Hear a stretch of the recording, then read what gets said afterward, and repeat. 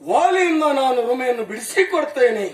ಹೇಳಿದ್ದಲ್ಲ, ನಿನ್ನ ಅಣ್ಣನ ಬಾಡೇನು ಮಣ್ಣ ಕೂಡಿಸುವೇನು. ರಾಮ, ಅಷ್ಟು ಸುಲಭ ಅಂತ ತಿಳ್ಕೊಂಡೇನೆ. ಏನು? ನಮ್ಮ ಅಣ್ಣ ಸಾಮಾನ್ಯನಲ್ಲ, ಅತಿ ಬಲಾನ್ವಿತನಾಗಿದ್ದಾನೆ. ಅಲ್ಲ ಅಲ್ಲ, ಹ, ಅಮ್ಮಮ್ಮ ಅಂತ ನೀ ಆಶ್ಚರ್ಯಪಟ್ಟೆ. ಹ, ಅಮ್ಮಮ್ಮ ವಾಲಿಯ ರಾಮ ಕೊಂದರೆ ಸತಿ ರುಮೆಯ ಬಿಡಿಸಿ ಕೊಟ್ಟರೆ ತಂತಾರೆ. ಹ, ಆಮೇಲೆ ಏನ್ ಮಾಡ್ತಿ? ನಮ್ಮವ್ರನ್ನೆಲ್ಲ ಕೂಡ್ಕೊಂಡು ನನಗೆ ಸಹಕರಿಸ್ತಿ. ಖಂಡಿತವಾಗಿ. ಅದರ ಅರ್ಥ ಏನು? ಹ, ಇದು ನನ್ನಿಂದ ಆಗ್ಲಿಕ್ಕಿಲ್ಲ ಅಂತ ಅಲ್ವಾ ನೀನ್ ಎಣಿಸಿದ್ದು? ನನಗದು ಶಂಕೆ ಉಂಟು ರಾಮ. ಯಾಕೆ ಅಂತ ಹೇಳಿದ್ರೆ, ನನ್ನ ಅಣ್ಣನಾಗಿರುವಂತಹ ವಾಲಿ ಸಾಮಾನ್ಯನಲ್ಲ.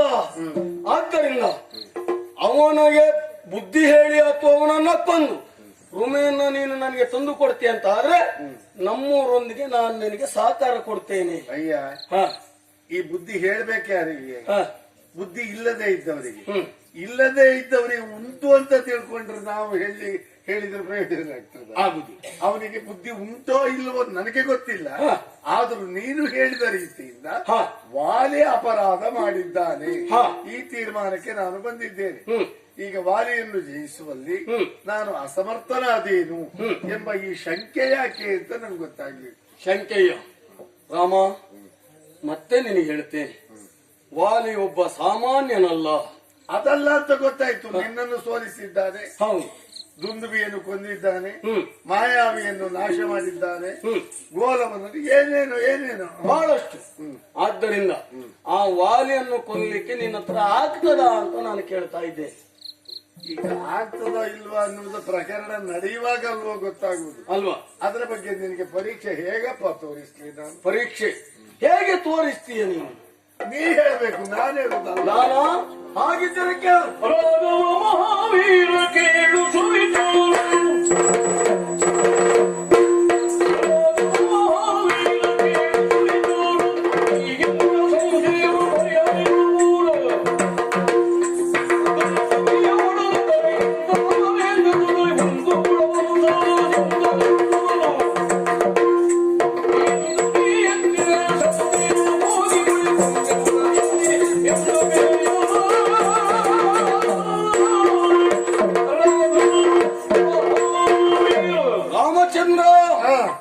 ವಾಲಿಯಲ್ಲಿ ಹೋರಾಟ ಮಾಡುವಲ್ಲಿ ನಾನು ಅಸಾಧ್ಯನಾಗಿದ್ದೇನೆ ಎನ್ನುವುದು ನಿನಗೆ ಪ್ರತ್ಯೇಕವಾಗಿ ಹೇಳಬೇಕಾದಿಲ್ಲ. ಗೊತ್ತಾಗಿದೆ.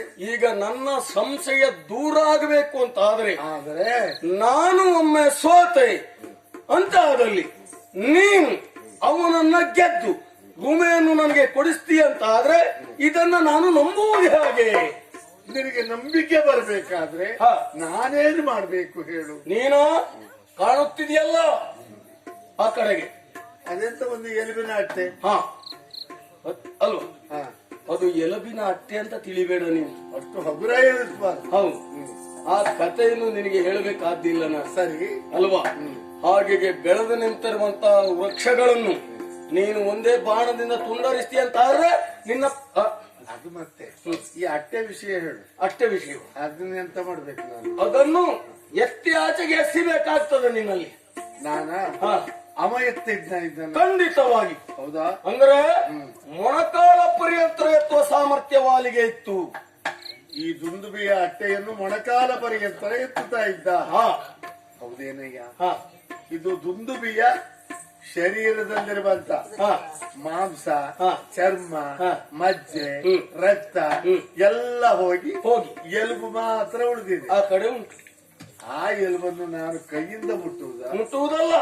ಇದೋ ನೋಡು.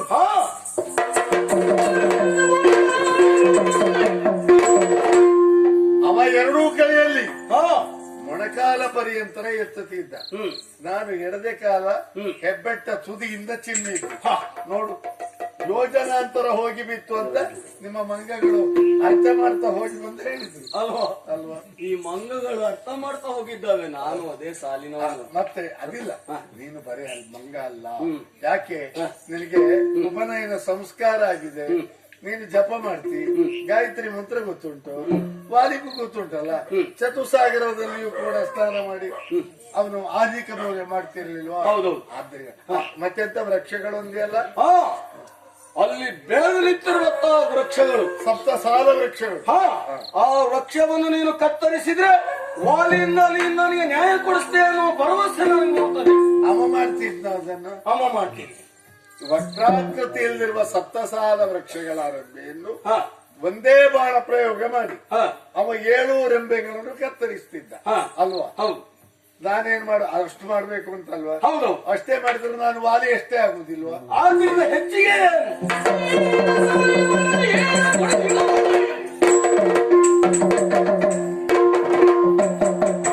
ಹೀಗೆ ವಕ್ರಾಕೃತಿಯಲ್ಲಿದ್ದಂತಹ ವೃಕ್ಷಗಳು ನಾನು ನೆಲವನ್ನು ಒತ್ತಿದಾಗ ಸರಳ ರೇಖೆಯಲ್ಲಿ ಬಂದು ನಿಂತು ಆ ಮರಗಳು ಅಲ್ವಾ?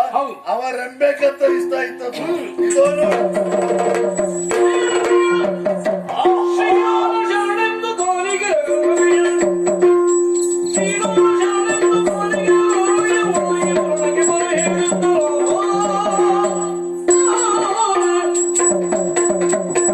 ಸಪ್ತಸಾಲ ವೃಕ್ಷಗಳ ಮೂಲಚ್ಛೇದನ ಮಾಡಿದೆ. ರಾಮ ರಾಮ ರಾಮ ಸುಗ್ರೀವ, ರಾಮ.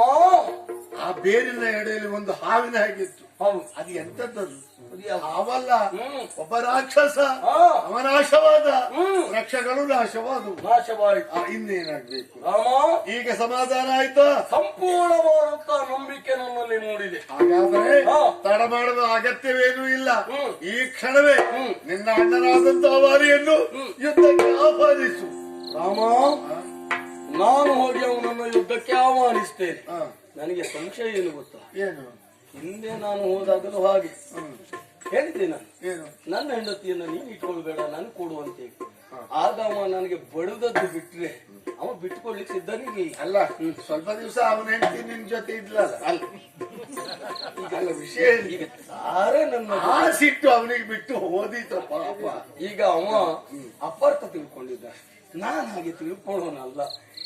ಬಿಡು, ಕಳೆದದ್ದನ್ನೆಲ್ಲ ಇದು ಪುನಃ ಮೇಲಕ್ಕೆ ಹಾಕಿ ಏನು ಪ್ರಯೋಜನ ಇಲ್ಲ ಅಲ್ವಾ? ಈಗ ಅವ ಸಾಯುವುದು ಮುಖ್ಯ ಅಲ್ವಾ? ನಾನು ಕರೀಲಿಕ್ಕೆ ಬರುವುದಿಲ್ಲ. ಯಾಕೆ? ನನ್ನ ಹೆಂಡತಿಯನ್ನು ಕರ್ಕೊಂಡು ಹೋದವ ರಾವಣ.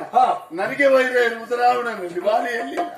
ವಾಲಿ ನಿನ್ನ ಸತಿಯನ್ನು ಬಲಾತ್ಕಾರವಾಗಿ ಇಟ್ಕೊಂಡದ್ದು. ಆದ್ರಿಂದ ಕರೆಯಬೇಕಾದದ್ದು ನೀನೆ. ಹಾಗೀತು. ಹಾಗಿದ್ರೆ ಇನ್ನೊಮ್ಮೆ ಪ್ರಯತ್ನಿಸ್ತೇನೆ.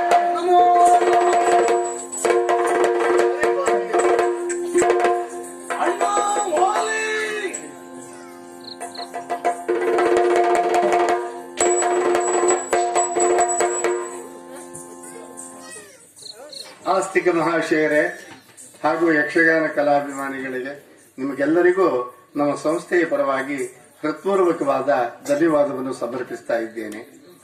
ಪ್ರತಿನಿತ್ಯ ನಿಮ್ಮ ವೈಯಕ್ತಿಕ ವ್ಯವಹಾರಗಳನ್ನೆಲ್ಲ ಬಿಟ್ಟು ಮಧ್ಯರಾತ್ರಿಯವರೆಗೆ ನಿದ್ದೆ ಕೆಟ್ಟು ನಮ್ಗೆ ನಿದ್ದೆ ಬಿಡುವುದು ವ್ಯವಹಾರ, ನಿಮಗಿದು ವ್ಯವಹಾರ